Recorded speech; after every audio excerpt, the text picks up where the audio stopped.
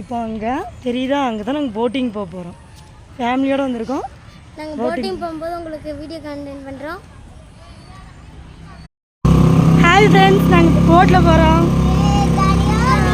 இவன் திரும்ப இங்கே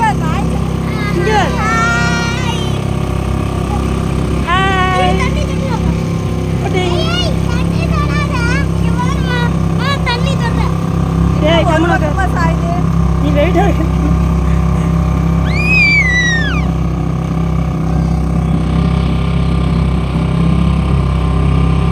இங்கே ரஜினிங்க அம்மா பாரு. ஹாய், போட்டிங் போயிட்டுருக்கோன்னு சார்.